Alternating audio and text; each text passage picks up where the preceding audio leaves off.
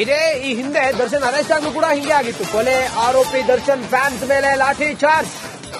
ಅನ್ನಪೂರ್ಣೇಶ್ವರಿ ಠಾಣೆ ಮುಂದೆ ಫ್ಯಾನ್ಸ್ ಜಮಾಯಿಸಿದ್ರು, ಚೀರ್ತಾ ಇದ್ರು, ಕೂಗ್ತಾ ಇದ್ರು.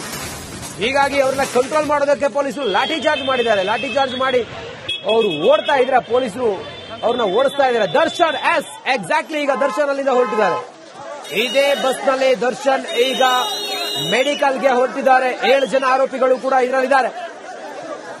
ಪವಿತ್ರ ಗೌಡ ಕೂಡ ಇದರಲ್ಲಿದ್ದಾರೆ. ದರ್ಶನ್ ಕಾಣಿಸ್ತಾರ ನೋಡಿ, ದರ್ಶನ್ ಇದೇ ಬಸ್ನಲ್ಲಿದ್ದಾರೆ, ಪೊಲೀಸ್ ಬಸ್ನಲ್ಲಿ. ಆ ಬಸ್ನಲ್ಲಿ ಈಗ ದರ್ಶನ್ ಕರ್ಕೊಂಡು ಹೋಗಿದ್ದಾರೆ. ಅದರ ದೃಶ್ಯವನ್ನು ತಾವು ನೋಡ್ತಾ ಇದ್ದೀರಿ, ಲೈವ್ ದೃಶ್ಯಾವಳಿಯನ್ನು ತಾವು ನೋಡ್ತಾ ಇದ್ದೀರಿ. ಅಭಿಮಾನಿಗಳನ್ನ ಚದುರಿಸೋದಕ್ಕೆ ಲಾಠಿ ಚಾರ್ಜ್ ಮಾಡಿದ್ರು. ದರ್ಶನ್ ಈಗ ಅಲ್ಲಿಂದ ಹೊರಟಿದ್ದಾರೆ. ನಮ್ಮ ರಿಪೋರ್ಟರ್ಗಳು ಅವ್ರನ್ನ ಫಾಲೋ ಮಾಡ್ತಾ ಇದ್ದಾರೆ. ದರ್ಶನ್ ಇದೇ ಬಸ್ನಲ್ಲಿ, ಪೊಲೀಸ್ ಬಸ್ನಲ್ಲಿ ಅಲ್ಲಿಂದ ಹೊರಟಿದ್ದಾರೆ. ನಮ್ಮ ರಿಪೋರ್ಟರ್ಗಳು ಅಲ್ಲಿಂದ ಈಗ ಅವ್ರನ್ನ ಫಾಲೋ ಮಾಡ್ತಾ ಇದ್ದಾರೆ. ಅನ್ನಪೂರ್ಣೇಶ್ವರ ನಗರ ಪೊಲೀಸ್ ಠಾಣೆ ಅಲ್ಲಿಂದ. ಅರವಿಂದ್ ಹೆಚ್ಚಿನ ಮಾಹಿತಿಯೊಂದಿಗೆ ಆ ವಾಹನದ ಹಿಂದೆ ಅರವಿಂದ್ ಕೂಡ ಇದ್ದಾರೆ. Over to you Aravind. ಕೂಡ ಈಗ ಕೆಲವೇ ಕ್ಷಣಗಳಲ್ಲಿ ದರ್ಶನ್ ಅವರನ್ನ ಈಗ ಕರ್ಕೊಂಡು ಹೋಗ್ತಾ ಇರುವಂತದ್ದು, ಬಂಧನ ಮಾಡಲಾಗಿತ್ತು. ಈಗ ಕೋರಮಂಗಲದ ಜಡ್ಜ್ ಮನೆಗೆ ಇವರನ್ನ ಪ್ರೊಡ್ಯೂಸ್ ಮಾಡುವಂತಹ ಎಲ್ಲಾ ಸಾಧ್ಯತೆಗಳು ಕೂಡ ಇದೆ. ಈಗಾಗಲೇ ಅನ್ನಪೂರ್ಣೇಶ್ವರ ನಗರ ಠಾಣೆಯಲ್ಲೇ ಇವರ ಒಂದು ಹಂತದ ಮೆಡಿಕಲ್ ಟೆಸ್ಟ್ ಕೂಡ ಆಗಿರುವಂತದ್ದು. ಅಂದ್ರೆ ದರ್ಶನ್ ಸೇರಿದಂತೆ 7 ಆರೋಪಿಗಳ ವೈದ್ಯಕೀಯ ತಪಾಸಣೆ ಏನಿರುತ್ತೆ ಅದು ಆಗಿರುವಂತದ್ದು. ಸುಪ್ರೀಂ ಕೋರ್ಟ್ ನ ಈ ಒಂದು ರೇಣುಕಾಸ್ವಾಮಿ ಹತ್ಯೆ ಪ್ರಕರಣ ಸಂಬಂಧ ಜಾಮೀನು ಏನಿತ್ತು, ಜಾಮೀನು ರದ್ದಾಯಿತು. ರದ್ದಾದಂತಹ ಹಿನ್ನೆಲೆಯಲ್ಲಿ ಈಗಾಗಲೇ ಎಲ್ಲಾ ಆರೋಪಿಗಳನ್ನು ಕೂಡ ಬಂಧನ ಮಾಡಿರುವಂತದ್ದು. ಬಂಧನ ಮಾಡಿ ಈ ಒಂದು ಜಡ್ಜ್ ಅವರ ಮನೆಯ ಮುಂದೆ ಪ್ರೊಡ್ಯೂಸ್ ಮಾಡಬೇಕಾಗಿರುತ್ತೆ ಅಂತ ಹಂತದಲ್ಲಿ ಈಗ ನೀವು ದೃಶ್ಯಾವಳಿಗಳನ್ನು ನೋಡ್ತಾ ಇರ್ಬೋದು. ದರ್ಶನ್ KSRP ವ್ಯಾನ್ ಏನ್ ಕರ್ಕೊಂಡು ಹೋಗ್ತಾ ಇದ್ದಾರೆ, ಆ ಲೈವ್ ದೃಶ್ಯಾವಳಿಗಳನ್ನ ನಾವು ನಿಮಗೆ ತೋರಿಸ್ತಾ ಇರುವಂತದ್ದು. ಒಂದು ಭಾಗದಲ್ಲಿ ದರ್ಶನ್ ಒಂದು ಏನ್ ವ್ಯಾನ್ ಅಲ್ಲಿ ಕರ್ಕೊಂಡು ಹೋಗ್ತಾ ಇದ್ದಾರೆ, ಆದ್ರೆ ಹಿಂಭಾಗದಲ್ಲಿ ದಿನಕರ್ ಕೂಡ, ಸಹೋದರ ದಿನಕರ್ ಕೂಡ ಅವ್ರ ಜೊತೆಗೆ ಹೋಗ್ತಾ ಇರುವಂತದ್ದು ತಾವು ಗಮನಿಸಬಹುದು. 7 ಆರೋಪಿಗಳನ್ನ ಒಂದೇ ವ್ಯಾನ್ ನಲ್ಲಿ ಕರ್ಕೊಂಡು ಹೋಗುವಂತ ಕೆಲಸವನ್ನ ಈಗಾಗಲೇ ಮಾಡ್ತಾ ಇರುವಂತದ್ದು. ಜಡ್ಜ್ ಮುಂದೆ ಪ್ರೊಡ್ಯೂಸ್ ಮಾಡಲಾಗುತ್ತೆ. ಮತ್ತೊಂದು ಬದಿಯಲ್ಲಿ ದಿನಕರ್ನ ಕೂಡ ಬರ್ತಾ ಇರುವಂತದ್ದು. ದಿನಕರ್ನ ವಿಜುವಲ್ ನೀವು ನೋಡಬಹುದು. ಸಹೋದರ ದಿನಕರ್ ಕೂಡ ಕಾರ್ ನಲ್ಲಿ ಆಗಮಿಸ್ತಾ ಇದ್ದಾರೆ. ಈಗ ಜಡ್ಜ್ ಮುಂದೆ ಇವನ್ನ ಶರಣಾಗತಿ ಮಾಡಲಾಗುತ್ತೆ. ಆ ಬಳಿಕ ಅಂದ್ರೆ ದರ್ಶನ್ ಅವರು ಬಳ್ಳಾರಿ ಜೈಲಿನಲ್ಲಿದ್ರು, ಪವಿತ್ರ ಅವರು ಪರಪ್ಪನ ಅಗ್ರಹಾರ ಜೈಲಿನಲ್ಲಿದ್ರು, ಪ್ರದರ್ಶನ್ ನಾಗರಾಜ್ ಇವರೆಲ್ಲರೂ ಕೂಡ ವಿವಿಧ ಜೈಲುಗಳಲ್ಲಿದ್ರು. ಇವ್ರನ್ನೆಲ್ಲರನ್ನೂ ಕೂಡ ಅದೇ ಜೈಲಿಗೆ ಕಳಿಸ್ತಾರೆ ಅಥವಾ ಪೊಲೀಸರ ಮನವಿ ಮೇರೆಗೆ, ಅಂದ್ರೆ ಈಗಾಗಲೇ ಟ್ರಯಲ್ ಏನಿದೆ ಆ ಒಂದು ಟ್ರಯಲ್ ಹಂತದಲ್ಲಿ ಇರೋದಕ್ಕಾಗಿ ಪ್ರತಿ ಟ್ರಯಲ್ಗೂ ಕೂಡ ಆರೋಪಿಗಳನ್ನ ಪ್ರೊಡ್ಯೂಸ್ ಮಾಡಬೇಕಾಗುತ್ತೆ. ಅಂತ ಹಂತದಲ್ಲಿ ಅವರನ್ನ ನೇರವಾಗಿ ಆ ಒಂದು ಪ್ರೊಡ್ಯೂಸ್ ಮಾಡೋದಕ್ಕಾಗಿ ಪರಪ್ಪನ ಅಗ್ರಹಾರ ಠಾಣೆಗೆ ಒಂದು ಜೈಲಿಗೆ ಅವರನ್ನ ಕಳಿಸ್ಕೊಡಿ ಅಂತ ಮನವಿ ಮಾಡ್ಕೊಳ್ತಾರೆ ಪೊಲೀಸರು. ನಿಂತದ್ದು ಕಾಯ್ದು ನೋಡ್ಬೇಕಾಗುತ್ತೆ. ಆದ್ರೆ ಒಂದು ಅಂಶವನ್ನ ನಾವಿಲ್ಲಿ ಬಹುದೊಡ್ಡದಾಗಿ ಗಮನಿಸಬೇಕಾಗಿರುವಂತದ್ದು, ಪರಪ್ಪನ ಅಗ್ರಹಾರ ಜೈಲಿನಲ್ಲಿದ್ದಾಗ ದರ್ಶನ್ ಅವರು ಸಿಗರೇಟ್ ಸೇದಿದ್ರು, ಅಲ್ಲಿದ್ದಂತಹ ನಿಯಮಗಳ ಉಲ್ಲಂಘನೆ ಮಾಡಿದ್ರು. ಹಾಗಾಗಿ ಬಹುತೇಕವಾಗಿ ದರ್ಶನ್ ಅವರನ್ನ ಪರಪ್ಪನ ಅಗ್ರಹಾರಕ್ಕೆ ಕಳಿಸೋದಿಲ್ಲ ಅನ್ನುವಂತಹ ಮಾಹಿತಿಯಿಂದ ಬರ್ತಾ ಇರುವಂತದ್ದು. ಜಡ್ಜ್ ಅವರ ಮೇಲೆ ನಿರ್ಧಾರ ಆಗುತ್ತೆ. ನಿಜಕ್ಕೂ ಕೂಡ ಜಡ್ಜ್ ಅವರು ಈಗ ಬಳ್ಳಾರಿ ಜೈಲಿಗೆ, ಅಂದ್ರೆ ಎಲ್ಲಿ ಇವರು ಅರೆಸ್ಟ್ ಆಗಿ ಇವರಿಗೆ ವಿಚಾರಣಾಧೀನ ಕೈದಿಯಾಗಿ ಇವರು ಆ ಒಂದು ಜೈಲಿನಲ್ಲಿ ಇದ್ರು, ಬಳ್ಳಾರಿ ಜೈಲಿನಲ್ಲಿ ಇದ್ರು, ಅಲ್ಲಿಂದ ಇವರಿಗೆ ಜಾಮೀನಿನ ಮೇಲೆ ಬಿಡುಗಡೆ ಕೂಡ ಆಗಿತ್ತು. ಆ ಬಿಡುಗಡೆ ಆದ ಬಳಿಕ ಈಗ ಮತ್ತೆ ಜಾಮೀನು ರದ್ದಾದಂತ ಹಿನ್ನೆಲೆಯಲ್ಲಿ ಅವರು, ಅಂದ್ರೆ ಯಾರ್ಯಾರು ಆರೋಪಿಗಳು 7 ಜನ ಇದ್ರು ಅವರವರು ಇದ್ದಂತಹ ಸೆಂಟ್ರಲ್ ಜೈಲಿಗೆ ಈಗ ಮತ್ತೆ ಕಳಿಸಿಕೊಡುವಂತ ಸಾಧ್ಯತೆಗಳಿರುತ್ತೆ. ಅದಾದ ಬಳಿಕ ಟ್ರಯಲ್ ಕೂಡ ನಡೆಯುತ್ತೆ. ಈಗ KSRP ವ್ಯಾನ್ ಏನಿದೆ, ಪೊಲೀಸ್ ವ್ಯಾನ್ ಅನ್ನಪೂರ್ಣೇಶ್ವರಿ ನಗರ ಠಾಣೆಯಿಂದ ಹೊರಬಂದಿರುವಂತದ್ದು. ದರ್ಶನ್ ಅವ್ರನ್ನ ಕೋರಮಂಗಲದ ನ್ಯಾಯಾಧೀಶರ ಮನೆಗೆ ಕರ್ಕೊಂಡು ಹೋಗುವಂತ ಕೆಲಸ ಆಗ್ತಾ ಇರುವಂತದ್ದು. ಬಿಗಿ ಭದ್ರತೆಯಲ್ಲಿ ಮುಂದೆ ಕೂಡ ಒಂದು ಬ್ಲೂ ಕಲರ್ ನ ಒಂದು ಜೀಪ್ ಇದೆ. ಸುಮಾರು ಒಂದು KSRP ವ್ಯಾನ್ ನಲ್ಲಿ ಕರ್ಕೊಂಡು ಹೋಗ್ತಾ ಇರುವಂತದ್ದು. ACP ರ್ಯಾಂಕಿಂಗ್ ನ ಆಫೀಸರ್ಗಳು ಈ ಒಂದು ಕೆಲಸವನ್ನ ಮಾಡ್ತಾ ಇದ್ದಾರೆ. ಅದರಲ್ಲೂ ಪ್ರಮುಖವಾಗಿ ರೇಣುಕಾಸ್ವಾಮಿ ಹತ್ಯೆ ಪ್ರಕರಣವನ್ನ ಆಯ್ಕೆಯಾಗಿದ್ದಂತ ACP ಚಂದನ್ ಆಗಿರ್ಬೋದು, ಮತ್ತೊಂದು ಭಾಗದಲ್ಲಿ ಭರತ್ ರೆಡ್ಡಿ, ನೀವು ನೋಡ್ತಾ ಇರ್ಬೋದು, ಭರತ್ ರೆಡ್ಡಿ ಅವರ ಅಭಿಮಾನಿಗಳನ್ನ ಒಂದು ಮನರಂಜಿಸುವಂತ ಕೆಲಸವನ್ನು ಕೂಡ ವ್ಯಾನ್ ಅಲ್ಲಿ ಕೂತ್ಕೊಂಡು ಮಾಡ್ತಾ ಇರುವಂತದ್ದು. ಅವರ ಕಾರ್ ಅಲ್ಲಿ ಕೂತ್ಕೊಂಡು ಮಾಡ್ತಾ ಇದ್ದಾರೆ. ಮತ್ತೊಂದು ಕಡೆ ಅನ್ನಪೂರ್ಣೇಶ್ವರಿ ಠಾಣೆ ಮುಂಭಾಗದಲ್ಲಿದ್ದಂತ ಅಭಿಮಾನಿಗಳನ್ನ ಲಾಠಿಯಿಂದ ಚದುರಿಸುವಂತಹ ಕೆಲಸವನ್ನು ಕೂಡ ಮಾಡಿದ್ರು. ಆದ್ರೆ ಅಭಿಮಾನಿಗಳು ಡಿ ಬಾಸ್ ಅನ್ನುವಂತಹ ಘೋಷಣೆಯನ್ನ ಕೂಗ್ತಾ ಇದ್ರು. ಈ ಹಂತದಲ್ಲಿ ನಿಜಕ್ಕೂ ಕೂಡ ಇವರ ಅಭಿಮಾನ ಯಾವ ಅತಿರೇಕಕ್ಕೆ ಹೋಗಿತ್ತು ಅನ್ನೋದಕ್ಕೆ ಈ ಒಂದು ಪ್ರಕರಣ ಸಾಕ್ಷಿ ಆಗುತ್ತೆ.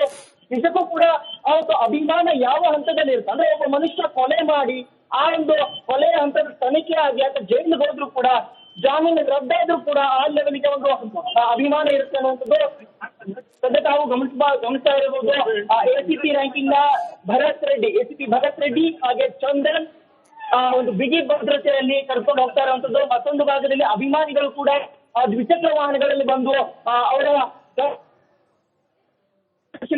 ಬರ್ತಾ ಇದ್ದಾರೆ. ಮತ್ತೊಂದು ಭಾಗದಲ್ಲಿ ಪೊಲೀಸರು ಕೂಡ ಅವ್ರನ್ನ ತಗುವಂತ ಕೆಲಸವನ್ನು ಕೂಡ ಮಾಡ್ತಾ ಇದ್ದಾರೆ, ಅವ್ರಿಗೆ ಬೈತಾ ಇದ್ದಾರೆ. ಆದ್ರೂ ಕೂಡ ಅವರು ಕೊಡುವಂತ ಕೆಲಸವನ್ನ ಮಾಡ್ತಾನೆ ಇದ್ದಾರೆ. ನೀವು ನೋಡಬಹುದು ದೃಶ್ಯಗಳಲ್ಲಿ ಆ ಒಂದು ವ್ಯಾನ್ ಏನಿದೆ, ವ್ಯಾನ್ ಆ ಒಂದು ದ್ವಿಚಕ್ರ ವಾಹನಗಳಲ್ಲಿ ಬರುವ ನೀವೀಗ ಎಕ್ಸ್ಕ್ಲೂಸಿವ್ ದೃಶ್ಯವನ್ನ ನೋಡ್ತಾ ಇರ್ಬೋದು. ದರ್ಶನ್ ಅವರನ್ನ ಕರೆದುಕೊಂಡು ಹೋಗ್ತಾ ಇರುವಂತಹ KSRP ವಾಹನ ಏನಿದೆ, ಬಸ್ ಏನಿದೆ, ಅದರ ದೃಶ್ಯಗಳನ್ನ ನಮ್ಮ ಕ್ಯಾಮರಾಮನ್ ಮಹೇಶ್ ನಿಮ್ಗೆ ತೋರಿಸ್ತಾ ಇರುವಂತದ್ದು. ಈಗ ಅಂದ್ರೆ ಕೋರಮಂಗಲ ಜಡ್ಜ್ ಮನೆ ಏನಿದೆ, ನಿವಾಸ ಏನಿದೆ, ಅಲ್ಲಿಗೆ ಕರ್ಕೊಂಡು ಹೋಗೋದಾಗುತ್ತೆ. ಆ ಬಳಿಕ ಅಂದ್ರೆ ಈ ಒಂದು ಅರೆಸ್ಟ್ ಪ್ರೊಸೀಜರ್ ನ ಪರಿಶೀಲನೆ ಮಾಡಲಾಗುತ್ತೆ. ಪಕ್ಕದಲ್ಲೇ ಸಹೋದರ ದಿನಕರ್ ಅವರು ಕೂಡ ಕಾರ್ನಲ್ಲಿ ಹೋಗ್ತಾ ಇದ್ದಾರೆ. ಡವಿಲ್ ಅನ್ನುವಂತ ಚಿತ್ರ ಬರೆದಿರುವಂತಹ ಫಾರ್ಚುನರ್ ಕಾರ್ ಇದೆ, ಆ ಕಾರ್ನಲ್ಲಿ ದಿನಕರ್ ಕೂಡ ಬರ್ತಾ ಇರುವಂತದ್ದು. ಅರೆಸ್ಟ್ ಪ್ರೊಸೀಜರ್ ಅಂದ್ರೆ ಟರ್ಮ್ಸ್ ಆಫ್ ಅರೆಸ್ಟ್ ಗಳನ್ನ ಚೆಕ್ ಮಾಡಲಾಗುತ್ತೆ. ಸುಪ್ರೀಂ ಕೋರ್ಟ್ ನ ಒಂದು ಜಾಮೀನು ರದ್ದತಿ ಆದ ಬಳಿಕ ಸುಪ್ರೀಂ ಕೋರ್ಟ್ ನ ಸೂಚನೆಯಂತೆ ನೀವು ಅವರನ್ನ ಬಂಧನ ಮಾಡಿದ್ರ ಅನ್ನುವಂತಹ ಪರಿಶೀಲನೆಯನ್ನ ನ್ಯಾಯಾಧೀಶರು ಮಾಡ್ತಾರೆ. ಆ ಬಳಿಕ ಒಂದು ಆರೋಪಿಗಳನ್ನ ಯಾವ್ಯಾವ ಜೈಲಿನಲ್ಲಿ ಅವರು ಇದ್ರು ಆ ಒಂದು ನಿಯಮಾವಳಿಗಳನ್ನ ಅನುಸರಿಸಿ ಆ ಒಂದು ಭದ್ರತೆಯಲ್ಲಿ ಅವರನ್ನ ಕಳಿಸಿಕೊಡುವಂತ ಕೆಲಸ ಆಗಬೇಕು ಅಂತ ಸೂಚನೆ ಸಿಗುವಂತಹ ಸಾಧ್ಯತೆಗಳು ಇರುವಂತದ್ದು. ಮತ್ತೊಂದು ಭಾಗದಲ್ಲಿ ಈಗ ವೇಗವಾಗಿ ಅವ್ರನ್ನ ಕರ್ಕೊಂಡು ಹೋಗುವಂತ ಕೆಲಸ ಆಗ್ತಾ ಇರುವಂತದ್ದು. ಬಿಗಿ ಭದ್ರತೆಯಲ್ಲಿ ಅವ್ರನ್ನ ಕರ್ಕೊಂಡು ಹೋಗ್ತಾ ಇದ್ದಾರೆ. ನಿಜಕ್ಕೂ ಕೂಡ ಒಂದು ಹಂತದ ಬಿಗಿ ಭದ್ರತೆ, ಮತ್ತೊಂದು ಕಡೆ ಅಭಿಮಾನಿಗಳ ಕೀಟಲ ಕಿರಿಕ್ಗಳು ಅನ್ನಪೂರ್ಣೇಶ್ವರಿ ನಗರ ಠಾಣೆಯ ಮುಂಭಾಗದಲ್ಲಿ ನೋಡೋದಕ್ಕೆ ಸಿಗುತ್ತೆ. ಈಗ ಸದ್ಯ ಟ್ರಾಫಿಕ್ ನಲ್ಲಿ ಒಂದು ಬಸ್ ಸಿಕ್ಕಾಕೊಂಡಿರುವಂತದ್ದು ತಾವು ದೃಶ್ಯಗಳಲ್ಲಿ ನೋಡ್ತಾ ಇರ್ಬೋದು.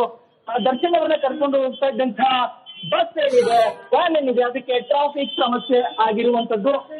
ಜಡ್ಜ್ ನ ನಿವಾಸ ಕರ್ಕೊಂಡು ಹೋಗ್ತಾರೆ. ನಾನು ಆಚೆ ಹೇಳ್ತಾ ಇದ್ದಂಗೆ ಅರೆಸ್ಟ್ ಪ್ರೊಸೀಜರ್ ಹಾಗೆ ವೈದ್ಯಕೀಯ ತಪಾಸಣೆ ಆಯ್ತಾ ಅನ್ನೋದನ್ನು ಕೇಳಲಾಗುತ್ತೆ. ಪೊಲೀಸರಿಂದ ನಿಮ್ಗೆ ಏನಾದ್ರು ತೊಂದರೆ ಆಯ್ತಾ ಅಂತ ಆರೋಪಿಗಳನ್ನ ಕೇಳಲಾಗುತ್ತೆ. ಆ ಬಳಿಕ ಆರೋಪಿಗಳನ್ನ ಅವರವರು ಇದ್ದಂತಹ ಒಂದು ಜೈಲ್ಗಳಿಗೆ, ಪ್ರಮುಖವಾಗಿ ಪ್ರದೋಷ್ ಬೆಳಗಾವಿಯ ಹಿಂಡಲ್ಗಾ ಜೈಲಿನಲ್ಲಿದ್ರು, ಅವ್ರನ್ನ ಆ ಬಳಿಕ ಪರಪ್ಪನ ಅಗ್ರಹಾರಕ್ಕೆ ಶಿಫ್ಟ್ ಮಾಡಲಾಯಿತು. ಪವಿತ್ರ ಅವರು ಕೂಡ ಪರಪ್ಪನ ಅಗ್ರಹಾರ ಜೈಲಿನಲ್ಲಿದ್ರು.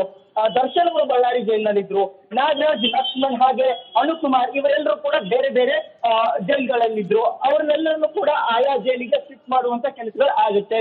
ಯಥಾ ಪ್ರಕಾರವಾಗಿ ಟ್ರಯಲ್ ಕೂಡ ಆರಂಭವಾಗುವ ಮುನ್ನ ಅವ್ರನ್ನ ವೈದ್ಯಕೀಯ ತಪಾಸಣೆ ಮಾಡಿ ಕರ್ಕೊಂಡು ಹೋಗುವಂತ ರೀತಿಯಲ್ಲಿ ಆಗುತ್ತೆ. ಆದ್ರೆ ಸುಪ್ರೀಂ ಕೋರ್ಟ್ ಖಡಕ್ ಸೂಚನೆಗಳನ್ನ ಇಲ್ಲಿ ಕೊಟ್ಟಿರುವಂತದ್ದು. ಖಡಕ್ ಸೂಚನೆಗಳನ್ನ ಗಮನಿಸೋದಾದ್ರೆ ನಿಜಕ್ಕೂ ಕೂಡ ಯಾರು ದರ್ಶನ್ ಪರವಾಗಿ ವಾದವನ್ನು ಮಂಡನೆ ಮಾಡಿದ್ದಾರೆ, ವಕಾಲತ್ ಹಾಕಿದ್ದಾರೆ, ಆ ವಕೀಲರಿಗೆ ಸಂಕಷ್ಟಗಳು ಇರುವಂತದ್ದು. ಯಾಕಂತ ಅಂದ್ರೆ ದರ್ಶನ್ ಅವರು ಏನಾದ್ರು ಈ ಬಾರಿ ಬಳ್ಳಾರಿ ಜೈಲ್ ಅಥವಾ ಒಂದು ಹಂತದಲ್ಲಿ ಏನಾದ್ರು ಅಲ್ಲಿ ನಿಯಮಾವಳಿಗಳನ್ನ ಉಲ್ಲಂಘನೆ ಮಾಡಿದ್ದೇ ಆದಲ್ಲಿ ಆಯಾ ವಕೀಲರಿಗೂ ಕೂಡ ಸಂಕಷ್ಟ ಇದೆ ಅನ್ನುವಂತಹ ಮಾಹಿತಿಯನ್ನ ಈಗಾಗಲೇ ಸುಪ್ರೀಂ ಕೋರ್ಟ್ ನ ನ್ಯಾಯಾಧೀಶರು ನ್ಯಾಯಮೂರ್ತಿ ಪರ್ದಿವಾಲ ಅವರು ತಿಳಿಸಿರುವಂತದ್ದು. ಆ ಹಂತದಲ್ಲಿ ಅವರಿಗೆ ಸಂಕಷ್ಟ ಇದೆ. ಮತ್ತೊಂದು ಭಾಗದಲ್ಲಿ ಅಲ್ಲಿದ್ದಂತ ಅಧಿಕಾರಿಗಳು ಯಾರಿದ್ದಾರೆ ಅಂದ್ರೆ ಪರಪ್ಪನ ಅಗ್ರಹಾರದಲ್ಲಿದ್ದಂತ ಅಧಿಕಾರಿಗಳಿಗೂ ಖಡಕ್ ಸೂಚನೆಯನ್ನ ಕೊಟ್ಟು ಅವ್ರನ್ನ ಅಮಾನತ್ ಮಾಡಲಾಗಿತ್ತು. ಯಾವಾಗ ಒಂದು ಸಿಗರೆಟ್ ಪ್ರಕರಣ ಏನಾಗಿತ್ತು ಆಗ.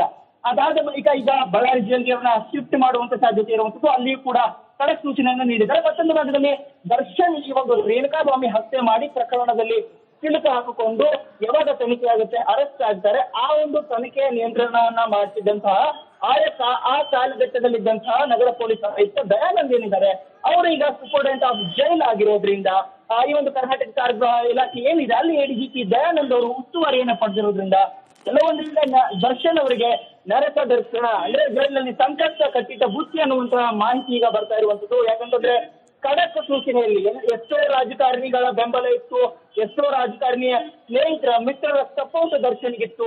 ಆ ಎಲ್ಲ ಬೆಂಬಲವನ್ನ ಬಳಸಿ ರೇಣುಕಾಸ್ವಾಮಿಯ ಒಂದು ಬಾಡಿ ಏನಿದೆ ಅದನ್ನ ಶಿಫ್ಟ್ ಮಾಡುವಂತ ಕೆಲಸವನ್ನ ಮಾಡಿದ್ರು.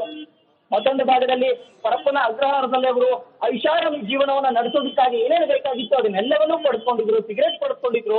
ಆ ರೀತಿಯಾಗಿ ಅವರು ತಮ್ಮ ಪ್ರಭಾವವನ್ನ ಬಳಸಿದ್ರು. ಆದ್ರೆ ಇಲ್ಲಿ ಆ ರೀತಿ ಆಗೋದಕ್ಕಾಗೋದಿಲ್ಲ. ಅಷ್ಟು ಪ್ರಭಾವ ಇದ್ರೂ ಕೂಡ ಅವ್ರನ್ನ ಬಂಧಿಸುವಲ್ಲಿ ADGP ದಯಾನಂದ್ ಅವರು ಯಶಸ್ವಿ ಆಗಿದ್ರು. ಹಾಗಾಗಿ ಮತ್ತೆ ದರ್ಶನ್ ಅವರು ಈಗ ದಯಾನಂದ್ ಅವರ ಕೈ ಕೆಳಗೆ ಸಿಲುಕು ಹಾಕೊಂಡಿರೋದ್ರಿಂದ ಯಥಾ ಪ್ರಕಾರ ಉಳಿದಂತಹ ಕೈದಿಗಳಿಗೆ ಏನು ಒಂದು ಶಿಕ್ಷೆ ಇರುತ್ತೆ, ಯಾವ ರೀತಿಯಾಗಿ ಅವರ ದಿನಚರಿ ಇರುತ್ತೆ ಅದೇ ರೀತಿ ನೀವು ಇಲ್ಲಿ ಗಮನಿಸಬಹುದು. ಪಕ್ಕದಲ್ಲಿ ನೀವು ವಿಜುವಲ್ಸ್ ನೋಡ್ತಾ ಇರಬಹುದು. ಎಲ್ಲ ಅಭಿಮಾನಿಗಳು ಕೂಡ ದ್ವಿಚಕ್ರ ವಾಹನದಲ್ಲಿ ದರ್ಶನ್ ಅವರನ್ನು ನೋಡೋದಕ್ಕೆ ಬರ್ತಾ ಇದ್ದಾರೆ. ಎಂತ ಹುಚ್ಚು ಅಭಿಮಾನ ಅಂತಂದ್ರೆ ಇದು ನೀವು ದೃಶ್ಯಗಳಲ್ಲಿ ನೋಡ್ತಾ ಇರಬಹುದು. ವೇಗವಾಗಿ ಬರುವಂತ ವ್ಯಾನ್ಗಳನ್ನ ಪೊಲೀಸ್ ಜೀಪ್ಗಳನ್ನ ಇವರು ಚೇಂಜ್ ಮಾಡ್ಕೊಂಡು ಬರ್ತಾ ಇರುವಂತದ್ದು ದೃಶ್ಯಗಳಲ್ಲಿ ತಾವು ನೋಡ್ತಾ ಇರ್ಬೋದು. ಮತ್ತೊಂದು ಭಾಗದಲ್ಲಿ ಅನ್ನಪೂರ್ಣೇಶ್ವರಿ ಠಾಣೆಯ ಮುಂಭಾಗದಲ್ಲೂ ಕೂಡ ಇದೇ ರೀತಿಯಾಗಿ ಹುಚ್ಚುತನವನ್ನ ಮೆರೆದಿದ್ರು. ಜೈ ಡಿ ಬಾಸ್ ಅನ್ನುವಂತಹ ಹಂತದಲ್ಲಿ ಘೋಷಣೆಗಳನ್ನ ಹೋಗಿದ್ರು. ಪೊಲೀಸರು ಒಂದು ಹಂತದ ಮನವೊಲಿಕೆ ಒಂದು ಆಗಿ ಹೋಗ್ತಾ ಇರುವಂತದ್ದು ಅಭಿಮಾನಿಗಳು ಆ ವಿಡಿಯೋವನ್ನ ಮಾಡ್ತಾ ಇದ್ದಾರೆ, ಸ್ನಾಪ್ ಮಾಡ್ತಾ ಇದ್ದಾರೆ. ಈ ರೀತಿಯಾದಂತಹ ಹುಚ್ಚು ಅಭಿಮಾನತನಕ್ಕೆ ಪೊಲೀಸರು ಮನವೊಲಿಸುವಂತ ಪ್ರಯತ್ನ ಮಾಡ್ತಾರೆ. ಅದಾದ ಬಳಿಕ ಅವರು ಕೇಳದ ಕಾರಣದಿಂದಾಗಿ ಲಘು ಲಾಠಿ ಪ್ರಹಾರವನ್ನು ಕೂಡ ಮಾಡುವಂತ ಕೆಲಸವನ್ನ ಮಾಡ್ತಾ ಇದ್ದಾರೆ. ಹಾಗಾಗಿ ಈಗ ಒಂದು ಕೋರಮಂಗಲ ಜಡ್ಜ್ ಮನೆಗೆ ಹೋಗಿರುವಂತದ್ದು ಒಂದು ಕರ್ಕೊಂಡು ಹೋಗುವಂತ ಕೆಲಸ ಆಗ್ತಾ ಇದೆ. ಈಗಾಗಲೇ BHEL ಗೆ ತಲುಪಿರುವಂತದ್ದು ದರ್ಶನ್ ಅವರನ್ನ ಕರ್ಕೊಂಡು ಹೋಗುವಂತ ವಾಹನ ಏನಿದೆ BHEL ಗೆ ಒಂದು ತಲುಪಿರುವಂತದ್ದು. ಇದಾದ ಬಳಿಕ ನೆಕ್ಸ್ಟ್ ಈಗ ಕೋರಮಂಗಲ ಜಡ್ಜ್ ಮನೆ ಏನಿದೆ ಜಡ್ಜ್ ಮನೆಗೆ ಹೋಗಿ ಆರೋಪಿಗಳನ್ನ ಪ್ರೊಡ್ಯೂಸ್ ಮಾಡಲಾಗುತ್ತೆ. ಅಲ್ಲಿ ಶರಣಾಗತಿ ಮಾಡುವಂತಹ ಕೆಲಸ ಆಗುತ್ತೆ. ಅಲ್ಲಿ ಸುಪ್ರೀಂ ಕೋರ್ಟ್ ನ ಆದೇಶ ಪ್ರತಿಯನ್ನ ಓದ್ತಾರೆ. ಜೊತೆಗೆ ಇವರ ಮೆಡಿಕಲ್ ರಿಪೋರ್ಟ್ಸ್ ಅಂದ್ರೆ ಇವರ BP ಹಾಗೆ ಇವರ ವೈದ್ಯಕೀಯ ತಪಾಸಣೆ ಮಾಡಿರುವಂತಹ ವರದಿ ಏನಿರುತ್ತೆ ಆ ವರದಿಯನ್ನ ಓದ್ತಾರೆ. ಅದಾದ ಬಳಿಕ ಇವರಿಗೆ ಕೆಲವು ಪ್ರಶ್ನೆಗಳನ್ನ ನ್ಯಾಯಾಧೀಶರು ಕೇಳ್ತಾರೆ. ಅಂದ್ರೆ ಪೊಲೀಸರಿಂದ ನಿಮ್ಗೆ ಏನಾದ್ರು ತೊಂದರೆ ಆಯ್ತಾ, ಏನಾದ್ರು ಅವ್ರು ಹೆದರ್ಸಿದ್ರ, ಅಥವಾ ನಿಮ್ಮನ್ನ ಬಂಧನ ಮಾಡುವಲ್ಲಿ ಏನಾದ್ರು ಗ್ರೌಂಡ್ಸ್ ಆಫ್ ಅರೆಸ್ಟ್ ಅಂತ ಏನಿರುತ್ತೆ ಅದನ್ನ ಪಾಲನೆ ಮಾಡಿದ್ರ ಇಲ್ಲವಾ ಅನ್ನುವಂತ ಪ್ರಶ್ನೆಗಳು ಕೇಳುವಂತ ಸಾಧ್ಯತೆ ಇರುತ್ತೆ. ಅದಾದ ಬಳಿಕ ಇವರನ್ನ ಅಂದ್ರೆ ಏನೇನು ಆರೋಪಿಗಳಿದ್ದಾರೆ 7 ಆರೋಪಿಗಳು ದರ್ಶನ್ ಪವಿತ್ರಗೌಡ ಸೇರಿದಂತ ಈ 7 ಆರೋಪಿಗಳನ್ನ ಅವರಿದ್ದಂತಹ ಜೈಲಿಗಳಿಗೆ ಕಳಿಸುವಂತಹ ಕೆಲಸ ಆಗುತ್ತೆ. ಬಹುತೇಕವಾಗಿ ಪೊಲೀಸರು ಒಂದು ಹಂತದ ಮನವಿಯನ್ನ ಮಾಡ್ತಾರೆ ಅನ್ನುವಂತಹ ಮಾಹಿತಿ ಬರ್ತಾ ಇದೆ. ಆ ಮನವಿ ಏನಂತಂದ್ರೆ ಈ ಎಲ್ಲಾ ಆರೋಪಿಗಳನ್ನ ಪರಪ್ಪನಗ್ರಹಾರಕ್ಕೆ ಶಿಫ್ಟ್ ಮಾಡಿ ಎನ್ನುವಂಥದ್ದು. ಒಂದು ಹಂತದಲ್ಲಿ ಶಿಫ್ಟ್ ಆದ್ರೆ ಈ ಒಂದು ರೇಣುಕಾಸ್ವಾಮಿ ಹತ್ಯೆ ಪ್ರಕರಣ ಏನಿದೆ ಇದರ ಟ್ರಯಲ್ಗೆ ಆರೋಪಿಗಳನ್ನ ನೇರವಾಗಿ ಈ ಒಂದು ಸಿಟಿ ಸಿವಿಲ್ ಕೋರ್ಟ್ಗೆ ಹಾಜರುಪಡಿಸಬಹುದು. ನೇರವಾಗಿ ಅವರ ವಿಚಾರಣೆ ನ್ಯಾಯಾಧೀಶರ ಮುಂದೆ ಆಗುತ್ತೆ.